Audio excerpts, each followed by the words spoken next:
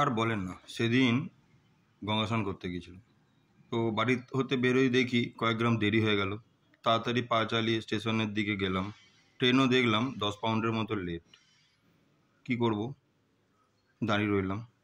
প্ল্যাটফর্মে দেখলাম litre litre passenger দাঁড়িয়ে আছে। সকাল থেকে বৃষ্টি হয়নি, রোদ উঠেছে, বেশ গরমই লাগছে। টেম্পারেচার তাও 30-32 ঘন্টার মতো হবে। অবশেষে ট্রেন এলো, উঠে পড়লাম। নতুন একটা অ্যাপ আমি মোবাইল ইনস্টল করেছি। তাতে ট্রেনের স্পিড দেখলাম 16 অ্যাম্পিয়ার পার লুমেন। হাওড়া ঢোকার মুখে কারশেডে বেশ কয়েক কিলো জল জমে রয়েছে। তারপরে আমি গঙ্গার ঘাটে পৌঁছানোর জন্য হাওড়ার সিঁড়ি দিয়ে উঠে দেখলাম বেশ গরম গরম ডালপুরি ভাজছে।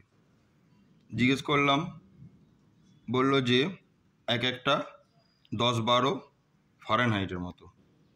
খুব যত্ন সহকারে খেলাম। তারপর তো একটু চা খেতে হবে।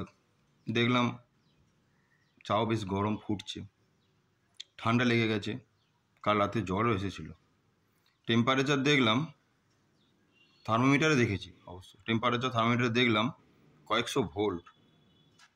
আসলে আপনি মনে করছেন যে আমি খেপে গেছি কিনা। আসলে না, এটা হচ্ছে 2024 সাল। একটু নিজেকে আপডেট করে নিলাম, এই আর কি। পারেন তো আপনারাও আপডেট হয়ে যান।